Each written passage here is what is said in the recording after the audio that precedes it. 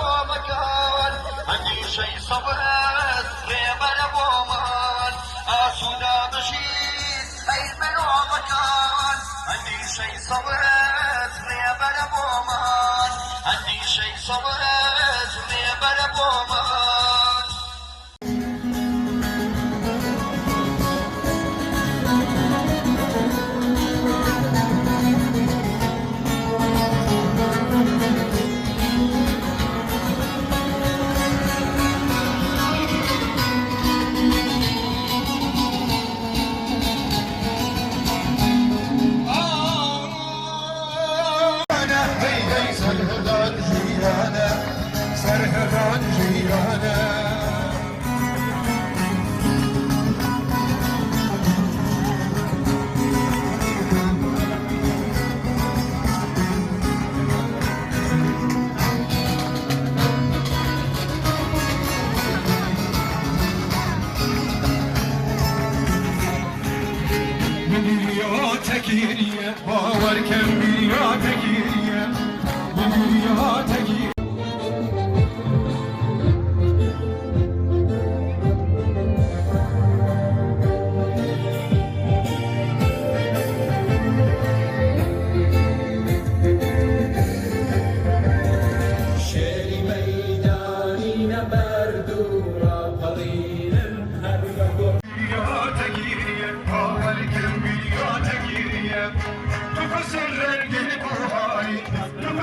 كل ميداري تفسج رنجين بوهاي تفسج كل ميداري تنبيرياتك هي والله تنبيرياتك هي ببرياتك هي أجمل برياتك هي ببرياتك هي ونفش برياتك هي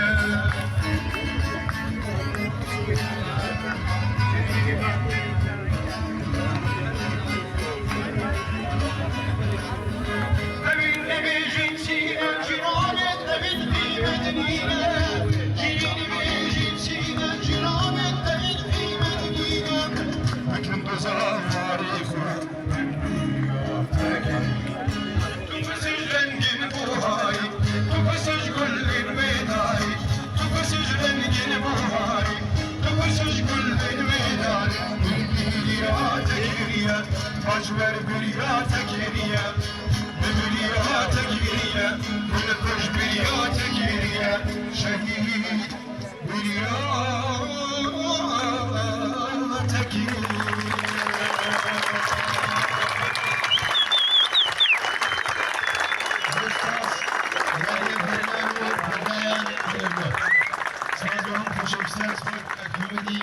عزيز لمليوانو فهمي خوشویست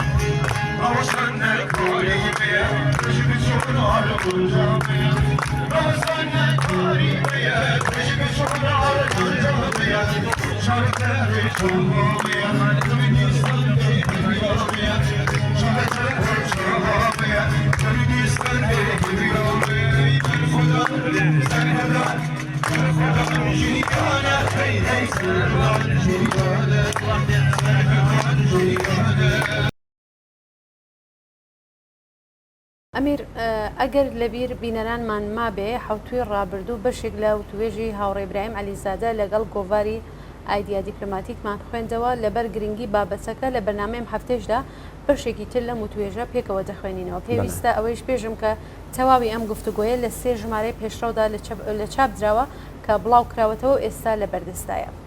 ئایدیا دیپلۆماتیک دەپرسێ ئێوە ماوەیەک پێش ئێستا ڕاگەیاندنێکی ترسان داوە سەبارەت بەو فشارانەی کە حکوومەتی ئێران هێناویەتی بۆ سەر حکوومەتی هەرێم و بۆ سەر ئێوەش و توشتانە ئەو فشارانە تازنین و لە ڕابردووشدا هەر بووە ئێوە هەڕەشێکی چەکداری نەبوون بۆ سەر حکوومەتی ئێران لە هەرێمی کوردستانەوە و توشتانە ئەو ئوردوگایە کاری مەدەنی تێدا دەکەن ئەو هەڵەوێستەی ئێوە کە جۆرێک لە نەرمونیانی لۆژیکی پێوە دیارە چەندە وڵامی وەرگرتوەتەوە.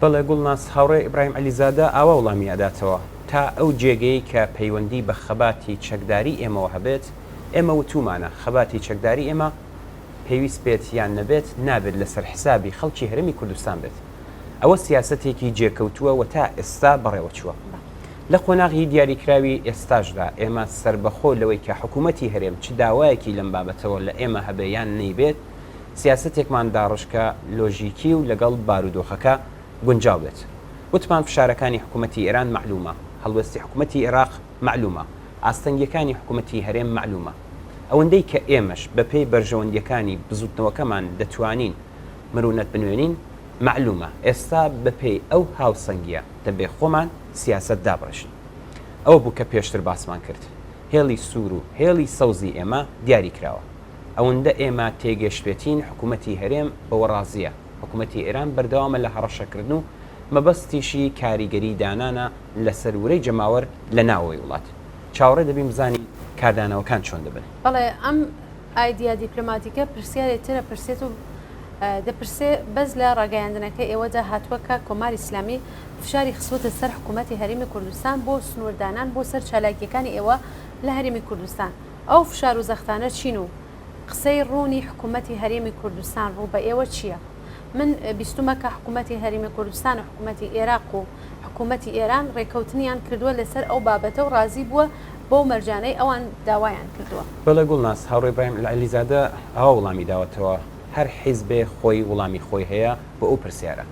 وەڵامی ئێمە ئەوەیە کە ئەو سیاسەتەی ئێمە دیاریمان کردووە بۆ ئەو بارودۆخە گونجاوە و بەرژەوەندی حکوومەتی هەرێمیشی تێدا لەبەرچاو گیراوە.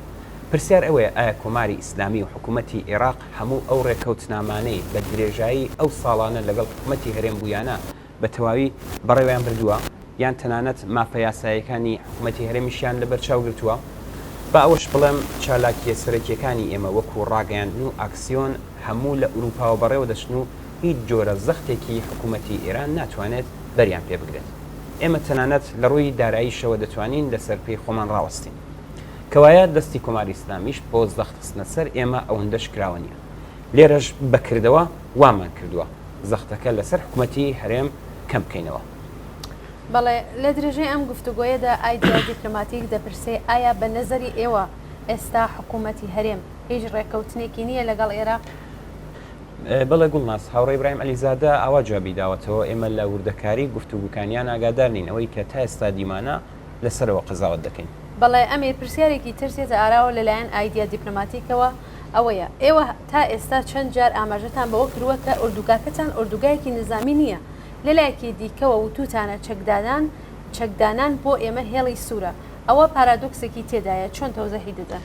بەڵێ هاوڕێ ئیبراهیم عەلیزادە ئاوا جوابی داوەتەوە دەڵێ ئێمە وتومانە لە ئوردوگاکانمان پێشمەرگایەتی ناکەین بەڵام نەفسی پێشمەرگایەتیمان ڕەت نەکردوێتەوە. هەروەها لە ئوردوگاشدا بەپێی بارودۆخی گشتی عێراق ماڵی هاوڕێیانمان پێویستە چەکی تێدا بێت بۆ بەرگری لە خۆیان.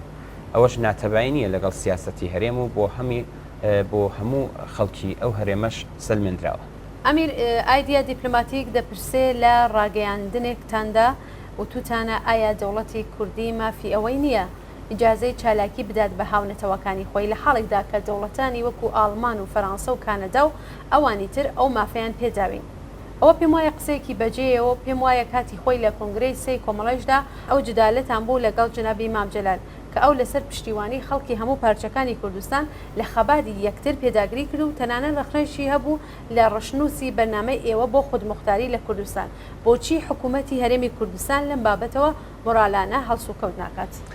بەڵێ گوڵناس هاوڕێ ئیبراهیم عەلیزادە ئەوە وەڵامەداتەوە حکوومەتی هەرێم تا ئێستا لەو ڕۆوە کێشەیەکی جددی بۆ ئێمە دروست نەکردووە بەڵام بە شێوەیەکی گشتی بڕوا بەخۆ لە حکوومەتی هەرێمدا لاوازە. بە بڕۆی من حکوومەتی هەرێم توانایەکانی خۆی بۆ بەرەو ڕووبوونەوە لەگەڵ ئەم جۆرە فشارانە بەکەم دەگرێت. ئەو زەرفەتیانەی بە باشی بەرامبەر بە فشاری نالۆژیکی کۆماری ئیسلامی بەکار ناهێنێت تەنانەت بەرامبەر بە تورکیەش. ئێستا کۆماری ئیسلامی زیاتر محتاجی ئەوانە لە کاتێکدا کۆماری ئیسلامی گەماڕۆی ئابووری لەسرە سنوورەکانی عێراق و هەرێمی کوردستان لە زۆر ڕۆوە بۆی کراوەیە. لە ساڵی ڕابردوودا بە ڕێژەی 4 ملیارد دلار لەسەر قازانجی ئێران بازرگانی کراوە ئەوەی کە ئێمە تاکیدی لەسەر دەکەین ئەو واقعەتەیە کە ئەوەی ئەمڕۆ کۆماری ئیسلامی دەیکات تەنیا زەخت نییە بۆ سەر ئێمە بەڵکو گرنگتر لەوە نیگەرانی لە پەرستنی خەباتی کورد وەکو نەتەوەیەک لە هەموو بەشەکانی کوردستان و لەو بینەدا نەفسی بوونی حکوومەتی هەرێم بە مەترسی دەزانێت. لاوازکردنی پێگەی ئەو حکوومەتە بە ڕسمی نەناسینی سنوورەکانی یارمەتیدان بە حکوومەتی ناوەندی بۆ ئەوەی دەسەڵاتی زۆرتر بێت بەسەر هەرێمی کوردستاندا خۆ ئەوە لەبیر نەچۆتەوە کە لە ژێر فەرماندەی ئەواندا دەست بەسەر کەرکووک داگیرە. بەردەوام کۆماری ئیسلامی هەوڵی داوە مەودای دەسەڵاتی حکوومەتی هەرێم لە هەموو ڕوویەکەوە بەرتەس بکاتەوە بڕوا بەخۆی لێپستێنە کێشە و ناکۆکیەکانی ناو حیزبە سیاسیەکان پەرە پێ بدات. ئەوە ئامانجی سەرەکی کۆماری ئیسلامی و ئێمە بەهانەی لە پراوێزی ئەو سیاسەتەدا کە فشارێکیش دەخاتە سەر هەرێم بەنسبەت ئێمەوە. بەڵێ ئەمیر ئایدیا دیپلۆماتیک پرسیارێکی تر دەکات و دەپرسێ باشە ئەگەر هەموو ئەو جۆرە بۆچوونە منتقی و سیاسەتە بەرپرسانەی ئێوە لە بەرشاونەگیرە ئێوە ئامادەن جارێکی دیکە لە شوێنێکی دیکەوە دەست بدەنە خەباتی چەکداری ئەگەر ناچارکران بەو کارە ئەوە دوایین ئالترناتیڤی ئێوە دەبێت؟ بڵێ هاوڕێ ئیبراهیم عەلیزادە وەڵامی داوەتەوە دەڵێ ئێمە نەک لە ڕووی ئەو فشارانەوە بەڵکو بە پێی لێکدانەوەی سیاسیمان بۆ بارودۆخی ئێستای سیاسی لە ئێران و لە کوردستان خەباتی چەکداری بە پێویست و بە کارساز نازانین. بەڵام واقعیت ئەوەیە کە کوردستان بە هەموو پارچەکانیەوە بە پێی سونەتەکانی بە پێی مێژووی تێیدا دەستبردن بۆ چەک ئاسانە و وەکو مافی پاراستنیڕەوە لە ئاستی جەماوەریدا سەلمێنراوە. ئەو ئامادەیە هەیە کە لە کاتێکدا زەختی دەوڵەتانی داگیرکرد هیچ ڕێگەیەکی دیکەی نێڵێتەوە دەست بباتەوە بۆ چەک. ئێمە دەستبردن بۆ چەک وەکو ڕێگەیەک بۆ خەبار لە کوردستان لە بەرچاومانە و نامانەوێت ئەو ڕێگەیە بە شێوەیەکی استراتیژیک کوێر بێتەوە. بۆ ئێستا مەسلەی چەکدانان بۆ ئێمە مەسلەیەکی سیاسیە. کۆماری ئیسلامی دەیهەوێت لەو ڕێگەیەوە تەسویری شکست و لە مەیدان دەرچوو لە ئێمە بدات بە خەڵکی کوردستان. ئەوەی کە ئێمە پێداگری لەسەری دەکەین ئەوەیە کە کۆماری ئیسلامی ناتوانێت ئەو زەهنیەتە لە ناو خەڵکی کوردستاندا جێبخات. ئەمیر دوای ناوبڕێک دەگەڕینەوە لای بینەرانی عەزیز. بەڵێ فەرموو.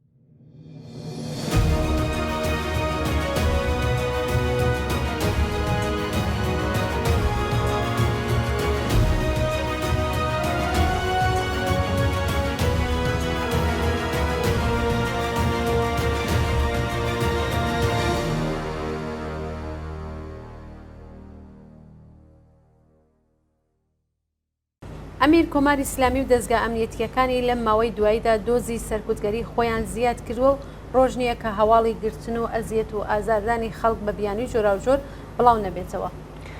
ڕاستە گوڵناس هەروەک لە قسەکانی هاوڕێی ئیبراهیم عەلیزادەشدا هاتبوو و زەخت بۆ سەر کوردستان و هێز کۆکردنەوە و هەڕەشەکردن لە بارگای هێزە سیاسیەکان لە هەرێمی کوردستان بەشێک لەم سیاسەتەیە. با ئەوەش بڵین دەستگا ئەمنیەتیەکان بە ئەنقەست لە میدیاکانی خۆیانەوە هەواڵی سیاسەتی سەرکوتگەری گرتن و زیندانیکردن و لە سێدارەدان هەڕەشەکردن بڵاو دەکەنەوە تا لە بەرهەمی ئەم سیاسەتە واتە ترساندن و تۆقاندنی کۆمەڵانی خەڵک بە تایبەت لە ساڵیادی دەستپێکی شۆڕشی ژینە بەهرەمەند بن. لەم ماوەی دواییدا تەلەڤیزیۆنی کۆمەڵە تێکۆشاوە تا ناوەرۆکی ئەم سیاسەتە زۆرتر بخاتە ڕووە ئەم ڕاستیە بگەێنێت کە ڕاستە کۆماری ئیسلامی هەر بەو جۆرەی کە لە کردەوەکانیدا دەری دەخات سیاسەتی سەرکوتی بێسنووری چاوداوەتێ. بەڵام ئەم سیاسەتە نیشانەی هێزی نییە بە پێچەوانەوە نیشانەی ترسە. سیاسەتی تۆقاندن و ترساندن لە ناوەرۆکدا نیشانەی شاردنەوەی ترسە لە بەهێزبوونی شۆڕشی ژینا کە خەریکە ڕێدەپێوێ بۆ خۆیشیان چاک دەزانن کە ئەم دۆخە لە شۆڕش کە سێبەری بەسەر ئێراندا کێشاوە تازە ناگەڕێتەوە. ڕاستە هێشتا بە تەواوی هێزی خۆی کۆ نەکردوەتەوە بەڵام خەریکە تا ڕێگای کۆکردنەوە هێزی بەرینی خۆی بدۆزێتەوە. ساڵیادی ژینا دەتوانێت قۆناغێک لەم ڕێگەیە بێ. بەڵێ ئەگەر سیاسەتی سەرکوتگەرانی کۆماری ئیسلامی بتوانێت بۆ ماوەیەک کۆسپی سەر ئەم ڕێگایە بێ گومان لەوەدانیە کە ناتوانێت بربەست بێ بۆ پەرەسەرنی شۆڕش و پێنانەوە ناو قۆناغێک بۆ گۆڕان یان ئەوەی وای هەیە. ئەوەی وا بەڕێوە دەچێت کە حاصلی جگە لە ماڵوێرانی خەڵکو و جگە لە بێمافی زیاتری خەڵک نییە بگۆدرێت. ژن و ژیان ئازاد بن و زوڵم و ستەم و نابەرابەری جێگەی خۆی بدات بە ئازادی و بەرابەری و بەختەوەری ئینسان. ئەمە تەنیا ئارەزووکردن نییە واقعیەتی کۆمەلگای ئێمەیە ڕێگایەکی تر نییە. بەڵام ئەم واقعیەتە لە خۆڕا بەدی نایە بە ئاسانی بەدەست نایە لە کوردماوەدا بەدی ناکرێ و هیچ فریشتەی نەجاتێکیش نییە کە پێشکەشی بکات. ئەم واقعیەتە لە نێو کۆمەلگادا تەنیا بە دەست و هێزی کۆمەڵانی خەڵکی کرێکار و زەحمەتکێش بەدیدێ خەڵکێک کە ئاسۆیان لێڕوونە ژیرانە هەنگاو دەنێن و لە هەر هەنگاوێکدا هێزی خۆیان بەهێزتر دەکەن تا سەرنجام بتوانن ئەوەی واهەیە بگۆڕن و ژیانێکی ئینسانی دوور لە ئێش و ئازار و دوور لە ستەم و نابەرابەری بەدیبێنن. بۆ ئەم مەبەستە پێویستە خۆیان بەهێز دەکەن تا بتوانن ئەوەی وا ئارەزووی ئەکەن بیپارێزن کە ئیتر هیچ کەس و جریانێک نەتوانێت لەژێر دروشمی جۆر بە جۆر پێشێلی بکەن. ئەمیرم باسەمان سەرەتایەک بوو بۆ ئەوەی بێژین خەڵکێکە چوون بە گشت کۆماری ئیسلامیدا دەبێت بزانن کە سیاسەتی سەرکوتگەری ڕژیم شتێکی تازە نییە. ئەم بەگشتدادا چوونە دەبێت ئەمەشی لە بەرچاو بێ و بزانێت چۆن بربەرەکانەیە لەگەڵی دەکەن. با پێکەوە چاوخشاندنێکی خێرامان بێ بەسەر چەند هەواڵ کە لە هەفتەی ڕابردوودا زۆر بەرچاو بوونەوە ئەم بربەرەکانیانە نیشان ئەدات. بەڵێ بپەی هەواڵی گەشتوو لە شاری سەقزەوە ماوەی چەند ڕۆژ لەو شارە دەنگۆی ئەوە بڵاوکراوەتە کە گویا بۆ ساڕۆژی یانبەختکردنی ژینا ئەمینی تر لە 800 ئۆتۆبوس لە پارێزگاکانی دیکەی ئێران سەردانی گۆڕستانی ئایچی دەکەن و ڕژیم لە ئێستاوە ئامادەکاری بۆ دەکات. بەوتەی هاوڵاتیان بڵاوبوونەوەی ئەم شایعەیە بەرپرسانی ئەمنیەتی و نظامی سەقزی هەراسان کردووە و چەند ڕۆژە بەکرێگیراوانی ئەو شارە هێزێکی زۆر لە پادگانی ئەو شارە کۆ دەکەنەوە مەشق و ڕاهێنانیان پێدەدەن بۆ ئەوەی بەرەنگاری خۆپیشاندانی خەڵک ببنەوە. بەپێی زانیاریەکان دروشمی ژن ژیان ئازادی لە شەقام و کۆڕ و کۆمەڵەکاندا دەوترێتەوە و بۆتە هۆی نیگەرانی جددی هێزەکانی ڕژیم.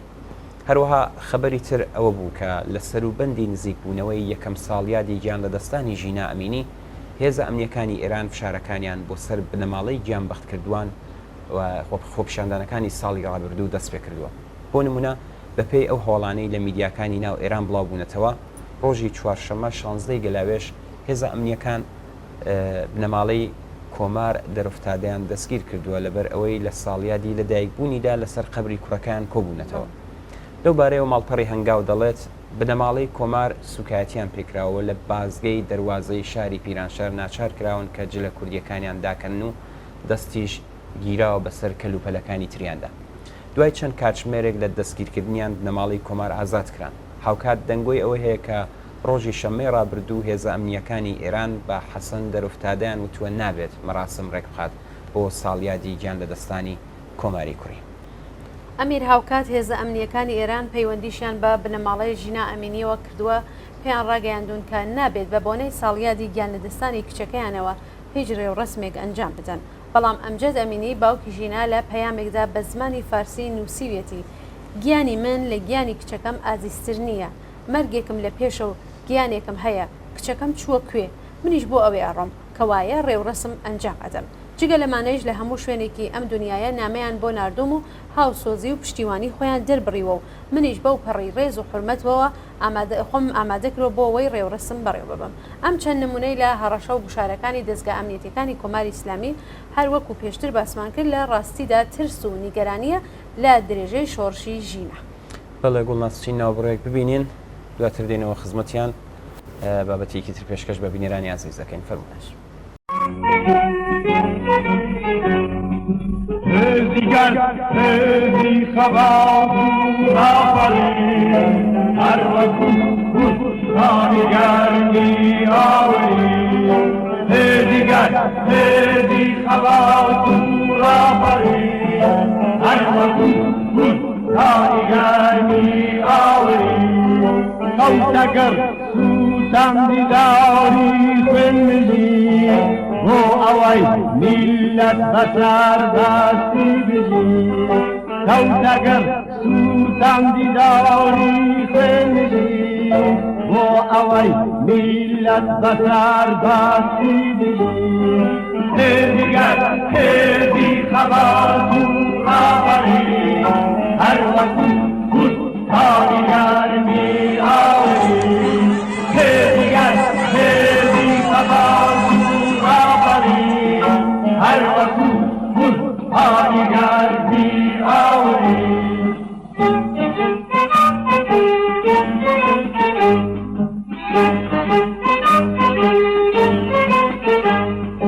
کوتگوپا داری زونی دجمنی الوزوخاو هر لپوکی تابنی کوتگوپا داری زونی دجمنی الوزوخاو هر لپوکی تابنی دیگر هدی خوابو آفری هر وقت بستانی گرمی آوری دیگر هدی خوابو آفری هر وقت بستانی گرمی آوری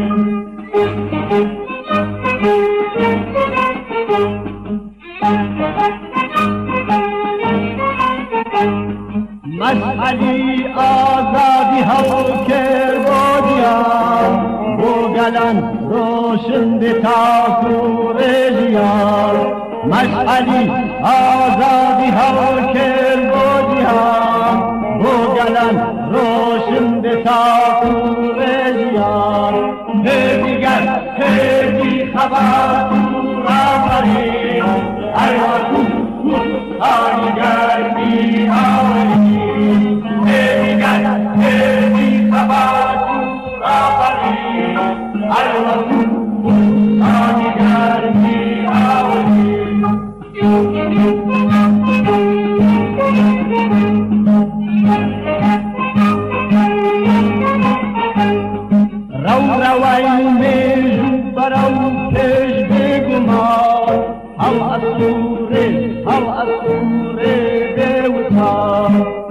ڕەوای مێژوو بەرەو پێشی گومان ئەو ئەسوورێ ئەو ئەسوورێ دێوچان هێزیگەر هێزی خەبات و ڕابەرێ هەر وەکو هانی گەرمی هاوری هێزیگەر هێزی خەبات و ڕابەرێ هەر وەکو هانی گەرمی هاوری هێزیگەر هێزی خەبات و ڕابەرێ هەر وەکو هانی گەرمی هاوری هێزیگەر هێزی خەبات و ڕابەرێ هەر وەکو هانی گەرمی هاوری.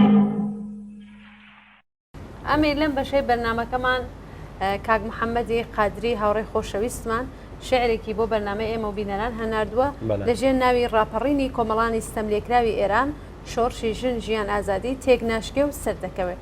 ئەمیر فەرمووتۆ بیخوێنەوە. بەڵێ زۆر سپاس بۆ هاوڕێ محەممەد بۆ و شعرێک کە نردوێتی بۆ ئێمە و بینەران. ئەی دوژمنی جەلاد و سەرکوتگەر ئەوەی کە بە هەموو هێزی بەزیوتەوە پەلامار و هێرش بۆ سەر خەڵکی دێنی خوێنی سوور و گەشی لاوەکانمان لەسەر شەقامەکان دەڕژێنی بە گولە سنگیان کونکون دەکەی مێشکی پاکیان دەپژێنی جەرگی دایکان دەسووتێنی بە برینداری خەڵکی دەگری ڕاپێکی ئەشکەنجەگاکانیان دەکەی جەزرەبە و ئازاریان ئەدەی هەڕەشەی ئیعدام و کوشتنیان لێ ئەەکەی بە ئاژاوە گێڕ و بەکرێگیرا و دەیان شوپێنی بە خەیاڵی خاوت ئەیان ترسێنی نیشانەی ئازایەتی و سەرکەوتنت نییە ئەو پەڕی ترسنۆکی و زەبوونیتە ترسی تیاچوون و مەرگت لێ نیشتووە نەفرەت و تووڕەیی پنگ خواردووی خەڵکی هەژار و ئازادی خواز و ستەملێکراوت بە ڕەگ و پێستەوە هەست پێ کردووە بۆیە شەلم کوێرم ناپارێزم واش لەژاوی و دڕندانە پەلامار دێنی زۆر بەباشی تێگەیشتووی کە ئیتر ناتوانی بە فێڵ و درۆ بە وعدەی بێبنەما و موعیزە خەڵکی هەژار و ڕەش و ڕوود فری و بدەیت و بە تەفرە بەری ئێستاش بە هەڕەشە و گوڕەشە و فڕ و فیشاڵ و درۆ ئەتەوێ وانیشاندەی ڕاپەڕینی گەلانی ئێرانت سەرکوت کردووە ئەی گەمژەی ئێجگار هەڵەی بۆ تۆ بە تەواوی تۆقیوی شەرم ناکەی بە ئاشکرا درۆ لەگەڵ خۆت و بەکرێگیراوانت دەکەی دڵنیا بە ڕاپەڕینی گەلانی ئێران تێک نەشکاوە شۆڕشی ژن ژیان ئازادی لەسەر پێڕاوەستاوە ئەگەر بەهۆی سەرکوتی وەحشیانەی ئێوەی ترسنۆک و جنایەتکار ئارامترە و پشووە ئەدات ئەم ڕاپەڕینە جەماوەریە قۆناغ بە قۆناغ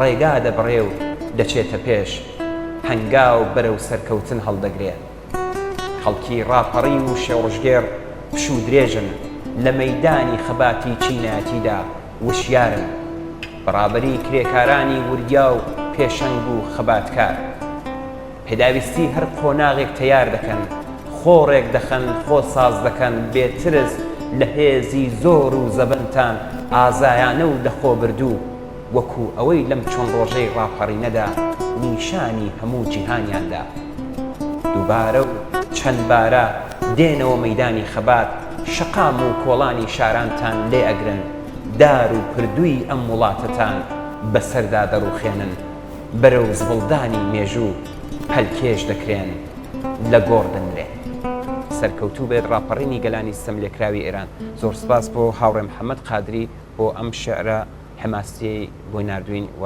پێشکەش بە بینەرانی ئازیزی کرد هیوادارین کە ئێوەش بە دڵتان بێت ناوڕێکی کورد بینن لەگەڵ گوڵناز دەینەوە خزمەتتان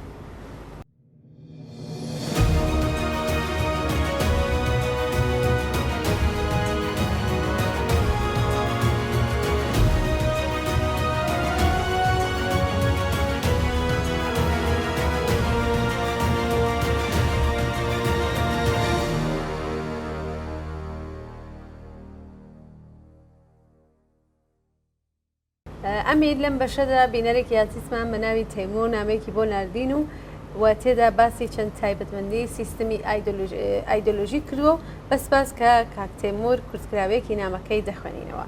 کاک تەیموور نووسیویەتی سیستمی ئایدۆلۆژی لە بنەڕەتدا ناکارامەیە چونکە دان بە ڕاستیەکانە نانێت و هەوڵ دەدات ذهنیەتی خۆی بەسەر واقعیەتەکانە بسەپێنێ. سیستمی ئایدۆلۆژی لەلایەکەوە بانگەشەی بەڕێوەبردنی جیهان و گۆڕینی شێوازی پەیوەندیەکان دەکات، بەڵام لەلایەکی ترەوە ناتوانێت ئەرکە سەرەتاییەکانی خۆی وەکو دروستکردنی ئاسایش و دابینکردنی خوشگوزەرانی و ڕێزگرتن لە مافە سەرەتاییەکانی ناو کۆمەلگای خۆی جێبەجێ بکات. لە غیابی ئەو ناتوانیەدا سیستەمە ئایدۆلۆژیەکان هەوڵ دەدەن جۆرێک لە کەشوهەوای حەماسی و سۆزداری لەژێر دروشمی جۆر بەجۆر دروست بکەن بۆ ئەوەی خۆیان لەژێریدا حەشار بدەن و هەستی کارامەیی لە کۆمەلگادا بە ئاراستەیەکی تر بەرن. بەڵێ گوڵناس لە درێژەی نامەکەدا کاک تەیموور نووسیوێتی سیستمە ئایدۆلۆژیکەکان بە پشتگوێخستنی ڕاستیەکان گۆڕەپانی مەملانەی ناوخۆیی نەک وەک شڕی بەرژەوەندەکان بەڵکو بە دەستێوەردانی دژمنان چاو لێ دەکەن کە بە بڵاوکردنەوەی وتاری جیاواز لە ئەنگریدا دەسەڵاتی ئەوان پشێوێنن. بۆ قەرەبووکردنەوەی کەم و کوڕیەکان ئەم جۆرە حکوومەتانە لە جیاتی بە خۆداچوونەوە بە دەستەوەگرتنی متۆدی چاکسازی لە حکومڕانی بە زەبر و زۆر نواندن و دژمن سازی پەنا بۆ شارنەوەی ڕاستیەکان دەبن. ئەم مێتۆدە وەک سوتەمەنی بۆ مانەوە و درێژەی دەسەڵات بەکاردێنن. بەم جۆرە بە شێوەیەکی سیستماتیک پێچەوانەکردنی ڕاستیەکان هاندەدرێت و تەنانەت پاداشی پێدەدرێت. لە کۆتایی نامەکەدا ئەم بینەرە دەنووسێت سیستمی ئایدۆلۆژی بەو پێی لەسەر بنەمای شاردنەوەی ڕاستیەکاندا مرزاوە دروستکردنی جیاکاری لە نێوان هاوڵاتیاندا وەکو ئامرازێکی کاریگەر بەکاردێنێ. هەر ئەم جیاکاریە و دەبێتە سەرچاوەی گەندەڵی. لە ڕاستیدا بەم جۆرە گەندەڵیش وەکو کولتورێک ڕیشەدا دەکرێت و وەکو ئەمتیازێک کار دەکات بۆ ئەوەی جیاکاری جێبگرێت. بە واتایەکی تر لەم ڕووەوە دەتوانرێت گۆڕانی ڕاستیەکان وەکو بەڵگەنامەیەکی ڕەوا بۆ وەرگرتنی کرێ و پاداش لە سیستمی سیاسی بەکاربهێنرێت. کولتوری هەرکەس زۆرتر درۆی کرد پاداشی زۆرتر وەردەگرێت پەرە دەسێنێت. با بپرسین لە ئاوا سیستمێکدا چی جێ دەگرێت جگە لە درۆکردن و فێڵکردن و کڵاوسەرنانی یەکتر و بە قەوڵی فارسی چاپلوسیکردن چی پەرە دەسێنێت جگە لە بیری خۆتدا بوون جگە لە پاشە قوڵگرتن لە پەنادەستی و بێبایەبوون بە ڕەنج و کوێرەوەری پەنادەت چی پەرە دەسێنێت جگە لە بێگانەبوونی ئینسانەکان لە یەکتر و دوورکەوتنەوەیان لە یەکتر. بەڵێ سپاس بۆ کاک تەیموور بۆ نامەکەی پێم باشە منیش مداخلەیەکی تێدا بکەم. ئەوانەی وا کاک تەیموور باسی کرد هەمان کولتورەکە لە دەسەڵاتی ئایدۆلۆژی کۆماری ئیسلامی پەرەی پێدرێ، بەڵام لە بیرمان نەچێت لە پاڵ ئاوا ئیدۆلۆژیەک کولتوری پێداگرتن لەسەر ڕاستیەکان وە کولتوری بە پێچەوانەی جریانی زاڵ یان کولتوری زاڵی دەسەڵات لە ئارادایە. هۆی لە جریاندابوونی ئاوا کولتورێک کە پێی لەسەر ڕاستیەکاندا دەگرێت دژی کولتوری گەندەڵی و دژی کولتوری جیایی ئینسانەکان و دژی کولتوری بێبایەخی بە ڕەنج و کوێرەوەری ناو کۆمەلگا و دژی کولتوری دەست بە کڵاو خۆگرتن دەگەڕێتەوە سەر بنەمای گۆڕان کە وەستانی نییە.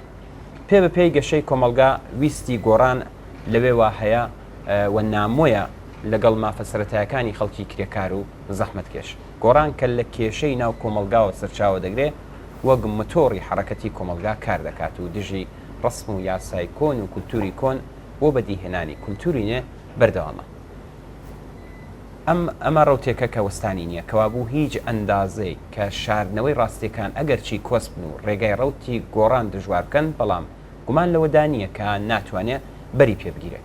ئەمڕۆ کۆمەلگای ئێران لە بەردەم ئەم ئاڵ و گۆڕە کۆمەڵایەتیەدایە دەسەڵاتی ئایدۆلۆژی کۆماری ئیسلامی هەرچەندە هەوڵ بدات ئەگەر بتوانێت گۆڕان لەوێ وا بەڕێوە دەچێت و دوا بخات و کۆس بخاتە سەر ڕێگای ناتوانێت بەری پێبگرێت، چون ڕوتی مێژوو بۆ گۆڕان لە وەستاندانە. ئەم ڕوتە بۆ هیچ دەسەڵاتێکی ئایدۆلۆژی لە مێژوودا نەوەستاوە و بۆ کۆماری ئیسلامیش ناوەستێ. ئەوەی وا دەیبینین گۆڕانی کۆمەڵایەتیە بەڕێوەیە و لەگەڵ خۆی گۆڕینی کولتوری ناو کۆمەلگا مستەوەگر ئەکات کە چی دەشارنەوەی ڕاستیەکان جێپاداش نەبێ، بەڵکو ڕاستیەکان هاندەر دەبن بۆ گۆڕین بۆ دۆخێک کە مافی سەرەتایی ئینسان ژیان حرمەت و کەرامەتی پارێزراو بێ و وەک یاسا سەرڕۆ بێ. زۆر سپاس بۆ کاک تەیموور بۆ نامەکەی. ناوبڕێکی کورد بینن دێنەوە خزمەتە.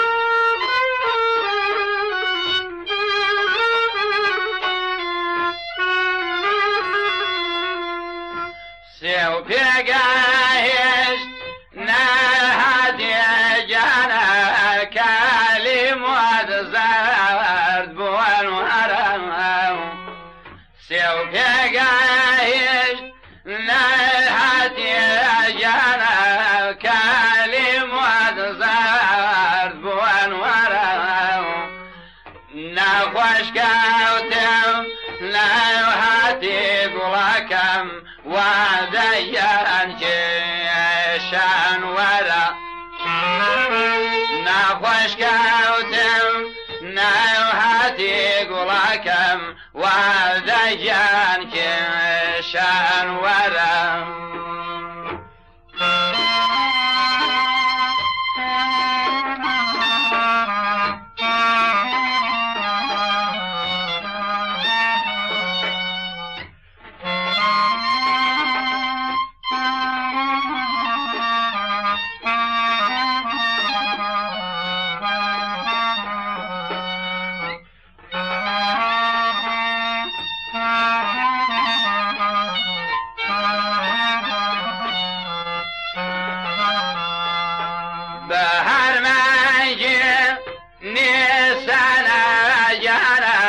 چۆن کێوەعدەی گۆڵانە بە هەر مانگی نیسانە جانە چۆن کێوەعدەی گۆڵانە بوانی گۆڵۆ گوڵا خۆنچاو جانە چێوریکای بۆلانە بوانی گوڵ خۆنچاو جانە چێوریکای بۆلانە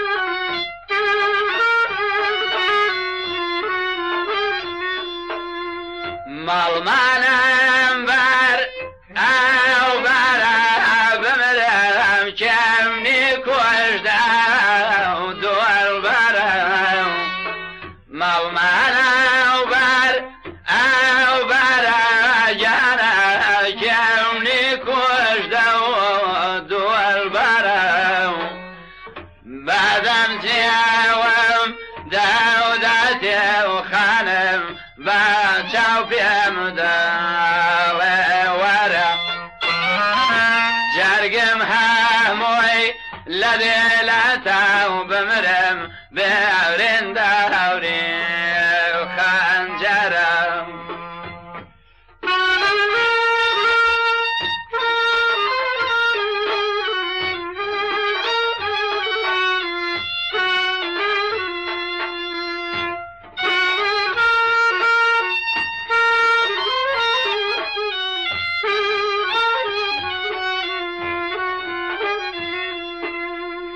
سێو پێگایشت نەهاتی جانە کالیمۆت جوانێن خانم سێو پێگایشت نەهاتی جانە کالیمۆت جوانێن خانم ڕحمی خێرت بێمردم وەرە ناسکێ دەردێن لە جانم ڕحمی خێرت بێمردم وەرە ناسکێ دەردێن لە جانم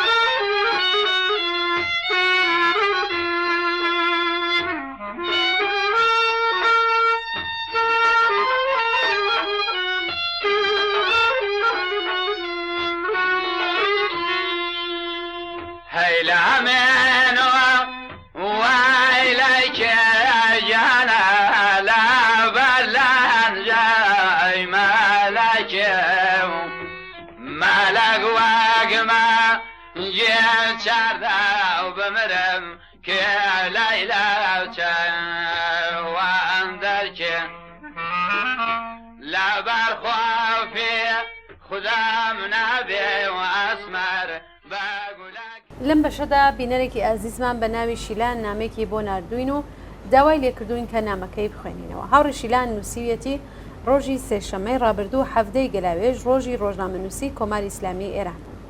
ڕژیم ئەم ڕۆژەی بە بۆنەی کوژرانی یەکێک لە مەئمورە ڕۆژنامەنووسەکانی لەلایەن تاڵەبانەوە لە شاری مەزار شەریفی ئەفغانستان ناوزەت کردووە. ڕەنگە زۆر لاتان سیر بێت کە لە ڕۆژی ڕۆژنامەنووسان لە ئێران حوسێن سەلامی فەرماندەی سوپای پاسدارانی ئینقلابی ئیسلامی وتارێکی پێشکەش بە ڕۆژنامەنووسان دەکات، یان ئەوەی کە محەممەد باغری سەرۆکی ستافی هاوبەشی هێزە چەکدارەکان داوای لە بەسیجیەکان کرد کە گرنگی زیاتر بدەن بە شەڕی نەرم و فەزای مەجازی، چونکە ئەم کارە هاوتەری بە لەگەڵ ئامانجەکانی دامەزراوەی سەربازی و ئەمنیەتیەکە. بەڵێ شیلان گوڵناز لە درێژەی نامەکەیدا نووسیوێتی پەیام ناردنی ئەم دوو کەسە لە خۆیدا بەڕوونی پەیامە بۆ ڕۆژنامەنووسان، کەسانێکە دەستی باڵایان بووە و هەیە لە سەرکوتی هەر دەنگێکی جیاواز و هەر قەڵەمی جیاواز و هەر نووسراوەیەکی جیاواز و بیر و ئەندیشەی جیاواز. سەلامی بەڕوونی گوتاری ڕژیمی خستر و گوتارێک کە لە چوارچێوەی سیاسەتی ئەواندا ڕۆژنامەنووسان بە تەواوی ملکەچ و گوێڕایال بن و هیچ تەحەدا و کێشەیەک بۆ دامەزراوەی دەسەڵات دروست نەکەن، ئەگینا هەر کەسێک لە دەرەوەی ئەم سیاسەتە هەڵسو کەوتکات لە دەرەوە هان ئەدرێ بۆ دەرەوە کار ئەکات و بەوتەی ئەو هاودەنگە لەگەڵ ئامانج و پلانی دژمنانی ئێران نزان. ئەمیر لێدوانەکانی فەرماندەی سوپای پاسداران لە ڕۆژی پەیامنێر و دانانی چوارچێوەی چالاکی میدیایی هاوکات بوو لەگەڵ دادگاییکردنی ئێلاها محەممەدی و نیلوفەر حەمیدی، دوو ڕۆژنامەنووس کە ساڵی ڕابردوو هەواڵی کوشتنی ژینە ئەمینیان ڕۆماڵ کرد و چاو پێککەوتنیان لەگەڵ بنەماڵەکەی ڕێخست. ئەم دوو ڕۆژنامەنووسە لە کاتی ناڕزایەتی گشتیەکانی ساڵی ڕابردوو لە ئێران لەگەڵ زیاتر لە 100 ڕۆژنامەنووسی دیکە لەلایەن ناوەندە ئەمنیەتیەکانەوە دەست بەسەر کراون. ئەمیر شیلان لە کۆتایی نامەکەیدا وا دەڵێ جاوەرە چاوەڕوانی بکرێت کە کەسانی وا لە دەسەڵاتدان ڕێز لە ڕۆژنامەی سربەخۆ بگرێت. ئەم نمایشە تەنیا بۆ پێکەنی دەبێت. بەڵێ سپاس بۆ خاوڕە شیلان بۆ نردنی نامەکەی. زۆر سپاس. زۆر سپاس.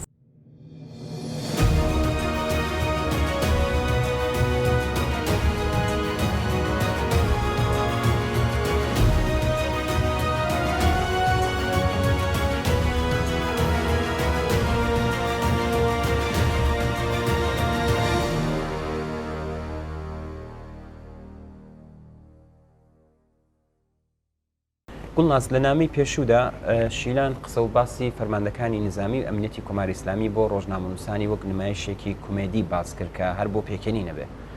لەوە سەیرتر قسەیەکی مشتەهدزادە یەکێک لە بەڕێوەبەری حەوزەی قوم کەوتوێتی ئەمڕۆ دژمن لە پرۆسەی ڕووخاندن شکستی هێناوە بە وتەی ڕێبەری لە ترسا هاتۆتە ناوڕاستی گۆڕەپانەکە و هەر لە سووتاندنی زبڵی ئەشغاڵەکان یان پەیماوەتەوە. زۆر ئاشکرایە دژمن دەبێ بترسێت چون نەتەنیا حیجاب وەک ڕەمزی دەسەڵاتی ئیسلام دەپارێزێن بەڵکو لە هەمان کاتدا هەموو هەوڵی ئێمە ئەوەیە کە ژنان لە وڵاتانی غەربی حیجاب بەسەر بکەن. ئەمیر ئێستا کە قسە لە پێکەنینە بامری چەند شتێک هەر بۆ پێکەنین بگەڕمەوە. پاسەوانەیەکی خومینی بە ناوی ڕەزا فەرحانی دەیگەڕێتەوە کە کامێراکەی ڕێگەی پێ نەداوە وێنەی جەستەی ڕووتی ئیمامەکەیان بگرێ و وتیوێتی کاتێ ویستم وێنەی جەستەی ڕووتی ئیمام بگرم کامێراکەم لە کارکەوت و وەستا وە کاتێک کامێراکەم لە ئیمام دوور کردەوە دووبارە کاری کردەوە. یان مەلا سەید حوسێن عاملی نوێنەری خامنەوەی ئیمام جومعە لە پارێزگای ئەردەبیل وتوێتی کە دروشمی ژیان ئازادی 800 ساڵ پێش ئێستا لە ئەردەبیل جێبەجێ کراوە. یان عەلی ڕەزا پەناهیان کە مامۆستای زانکۆیە لە کۆبوونەوەیەکی تایبەتی نەوحەخوێنیەکان وتوێتی کە گەورەترین قەیرانی فەرهەنگی لە کۆمەلگای ئێمە دەتوانێت لە ڕێگەی نەوحە و نەوحەخوێندنەوە چارەسەر بکرێت. هەروەها دەفەرمێ ئەمڕۆ ناشکری و ناومیدی لە دەسەڵاتی ئیسلامی یەکێک لە گرفتە گەورەکانی کۆمەلگای ئێمەیە کە ئەم بابەتە دەکرێت لەگەڵ ئیمام حوسێن چارەسەر بکرێت. بڵێ ئەم جۆرە بابەتانە کە نیشان لە فەرهەنگێکی دواکەوتوانەیە کۆتاییان نییە. ڕاستە لەلایەک بۆ پێکەنین و گاڵتە پێکردن دەبێت بەڵام لەلایەکی ترەوە جێگەی نیگەرانیە کە ئەم تاقمە بەم فەرهەنگەوە زاڵ بوون بەسەر کۆمەلگای ئێراندا و تێدەکۆشن بیکەن بە فەرهەنگی ناو کۆمەلگا تا بەم جۆرە ئیرادە لە ئینسانەکان بۆ گۆڕین کز و لاواز بکەن.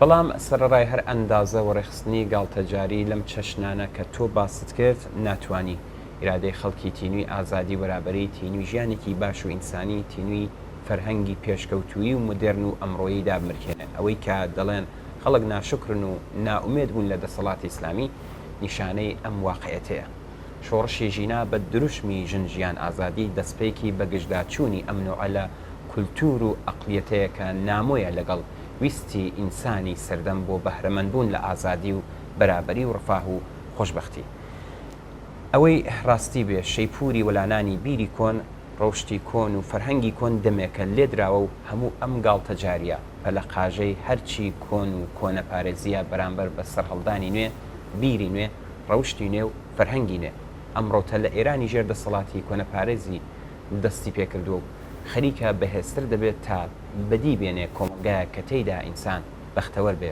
حرمەت و کەرامەتیشی پارێزراو بێت.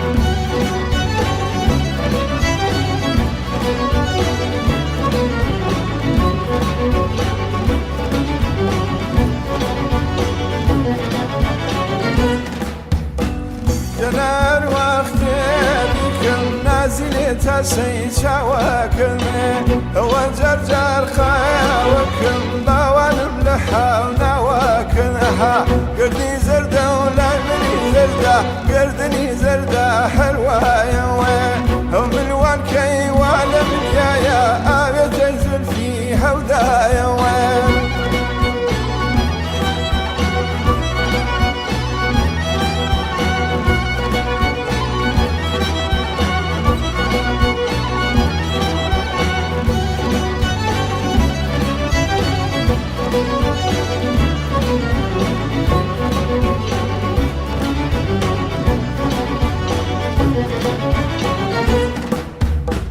جەنەشینەی باکشم باڵناز خەیان بۆی مێخەک تێرێ هەوای شەو یارەکەم ئەی هەوار سەو خاتە نێرێ ئەها گردی زەردە و لای منی زەردە گردنی زەردە هەروایەوە ئەو ملیوێن کەیوا لە منیایە ئاوێتە زولفی هەودایەوە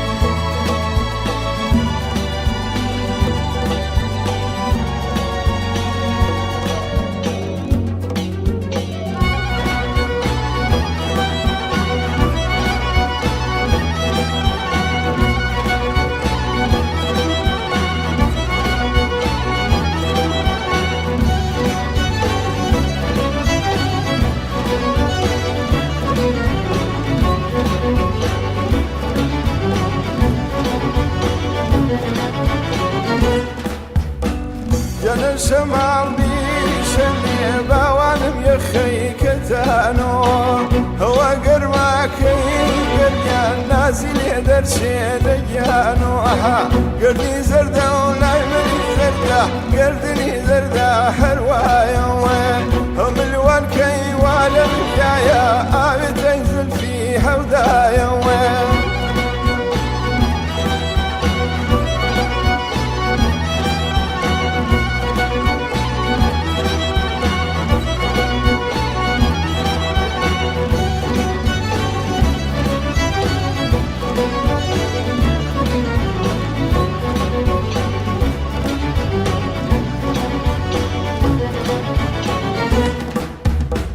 جنم تاكي داياني شو نازلي تاكي للادمي جنا يازي شيخ وشابا ولم بباور شادم اها قردي زردة ولاي مني زردة قردني زردة حلوايا وين هم الوان كيان لمنيايا آبتا زلفي حودايا وين هم الوان كيان لمنيايا آبتا زلفي حودايا وين هم الوان كيان لمنيايا آبتا زلفي حودايا وين هم الوان كيان لمنيايا